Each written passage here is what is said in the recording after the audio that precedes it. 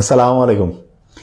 Iran যুদ্ধের ক্ষেত্রে এমন একটা কৌশল নিয়েছে যে আমেরিকা যখন সাদ্দাম হোসেন এবং লিবিয়াকে গাদ্দাফিকে যেই কৌশলে পরাজিত করছে, সেখান থেকে ইরান শিখছে এবং শিখে বিগত 20-25 বছরে এমন একটা কৌশল তারা কাজে লাগিয়েছে, যেই কৌশলটা যে তাদের যে শক্তির যে কাঠামোটা সেটাকে ডিসেন্ট্রালাইজ করছে। তার মানে সাদ্দাম হোসেন, তারপরে গাদ্দাফি যে ছিল, ওইখানে সমস্ত পাওয়ার ছিল কেন্দ্রীভূত। এক জায়গায় অ্যাটাক করছে, লিডারকে মেরে ফেলছে, বাস দেশ দখল করে ফেলছে। তো এই সিস্টেমটা থেকে ইরান কিন্তু শিখছে এবং শিখে তারা যেটা করছে সেটা তাদের সমস্ত শক্তি বলতে কিরকম, যেমন তাদের যে ডিফেন্স সিস্টেম, তারপরে এয়ার সিস্টেম, এরপরে বলা যেতে পারে মিসাইল সিস্টেম, ড্রোন সিস্টেম, এরপরে ওইটাকে যে বিদ্যুৎ সিস্টেম, পানির যে সিস্টেম, এক কথা যতগুলো সিস্টেম আছে সবগুলো তারা ডিসেন্ট্রালাইজ করছে। যেমন ধরা যাক, ইরানের যদি বলে যে, যেমন ডোনাল্ড ট্রাম্প হুমকি দিয়েছে যে 48 ঘন্টার মধ্যে যদি সে যে হরমুজ প্রণালী একদম পুরা উন্মুক্ত করে না দেয়, তাহলে যে সমস্ত বিদ্যুৎ ব্যবস্থা একদম ধ্বংস করে দিবে ট্রাম্প। তো এইটা কি আসলে বাস্তবে সম্ভব? Near to impossible. কি কারণে? কারণ ইরানের যে বিদ্যুৎ ব্যবস্থাটা আছে, এটা প্রায় 450-রও বেশি আলাদা আলাদা কেন্দ্রে বিভক্ত। তার মানে সে যদি গোটাল দেশকে বিদ্যুৎবিহীন করতেছে, তাহলে 450-র বেশি জায়গায় তাকে আলাদা করে বোম্বিং করতে হবে এবং এই স্থাপনাগুলো ধ্বংস করতে হবে। এটা খুবই ব্যয়বহুল এবং খুব প্রবলেমেটিক। আরেকটা জিনিস, যেমন ধরা যাক যে ইরানের যে এই যে তাদের যে আইআরজিসি আছে, এদের কিন্তু যে শুধু ওই সেন্ট্রাল কমান্ডে চলে তারা তা না, কিন্তু তাদের একেবারে গোটাল দেশে প্রায় 30টার মতো শাখায় ভাগ করছে।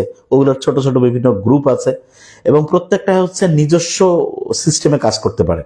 নিজে ডিফেন্স সিস্টেম তৈরি করতে পারে, নিজে অ্যাটাক করতে কি করতে হবে, মিসাইল কিভাবে ছুটতে হবে, ড্রোন কিভাবে কখন অ্যাটাক দেবে, এগুলো সবগুলো আলাদা আলাদা আছে। তার মানে একটা জায়গায় একটা কমান্ড সিস্টেম ধ্বংস করে গোটাল সিস্টেমটাকে ধ্বংস করতে পারবে, এইটা তার পক্ষে যে সম্ভব না। এই কারণে যেটা হয়েছে সেটা হলো যে ইরানের এই যে ডিসেন্ট্রালাইজ যে সিস্টেম, তার মানে তার সমস্ত শক্তিগুলোকে সে বিভিন্ন ছোট ছোট অংশে ভাগ করার কারণে আমেরিকা ইসরায়েলের মাথা খারাপ হয়ে গেছে যে কয় জায়গায় অ্যাটাক করবে। এবং অন্যদিকে দেখেন যে ইসরায়েলের যে যেমন আমরা একটু আগে জানি যে পরমাণু যে শহর রয়েছে, এটা ডিমোনা, ওইখানে কিন্তু অলরেডি অ্যাটাক করছে ইসরায়েল।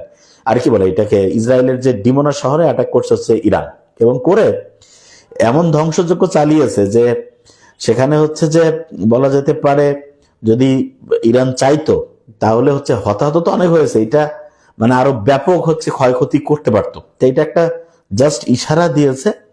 যদি এখন ইসরায়েল যদি আরো আক্রমণ বেশি করে এবং এদের যে বড় বড় পারমাণবিক যে সেন্টারগুলো আছে, এগুলোতে যদি বড় রকমের আক্রমণ করে, তাহলে কিন্তু পুরা বলা যেতে পারে যে যতগুলো পরমাণু কেন্দ্র, পরমাণু শহর রয়েছে ইসরায়েলের, এগুলোতে কিন্তু আক্রমণ করে ফেলবে। তো এই কারণে এখন যুদ্ধ যে পর্যায়ে গেছে, এই পর্যায়ে সত্যিকার অর্থে আমার মতে যত আগায় যাবে দিন, আমেরিকা এবং ইসরায়েল সত্যিকার অর্থে বিপদে পড়বে। হ্যাঁ, ইরানের অবশ্যই হতাহত হবে, সবই ঠিক আছে, কিন্তু ইরান তো যে তাদের মোটিভটাই যে আমেরিকাকে সে যুদ্ধ বন্ধ করতে যদি চায় আমেরিকা, তাহলে 3টা শর্ত তাকে পূরণ করে তারপরে আসতে হবে।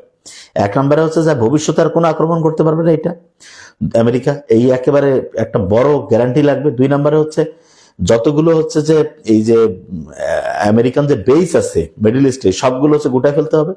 এবং 3 নম্বরে যতগুলো যে খরচাপাতি হয়েছে যুদ্ধে, যা কিছু, এই সবগুলো কিন্তু আমেরিকা ইসরায়েলকে বহন করতে হবে। তাই এমন কঠিন 3টা শর্ত, এবং এইটা কিভাবে মিউচুয়াল হবে সেটা পরে জানা যাবে। কিন্তু একটা ইন্টারেস্টিং জিনিস যে এই যুদ্ধের যে প্রিপারেশনটা, সেটা কিন্তু যে ইরান সে একেবারে 20-25 বছর সময় থেকে নিয়েছে, এবং এই কারণে তাদের সাথে পারা নিয়ার টু ইম্পসিবল।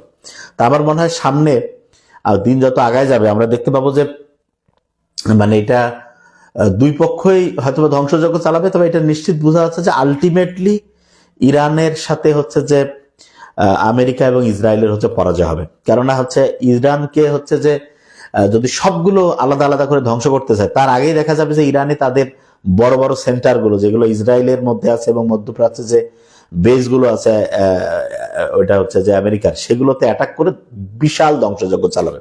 তা আমার মনে হয় এটা থেকে আসলে ট্রাম্প যে বড় ভুলটা করছে সেটা থেকে সে যত তাড়াতাড়ি বের হয়ে আসতে পারবে, তার দেশের জন্য ভালো, ইসরায়েলের জন্য ভালো, ইরানের জন্য ভালো, সারা পৃথিবীর মানুষের জন্য ভালো। আল্লাহ সবাইকে হচ্ছে সৎ পথে চলার তৌফিক দান করুক। Thank you so much. আসসালামু আলাইকুম।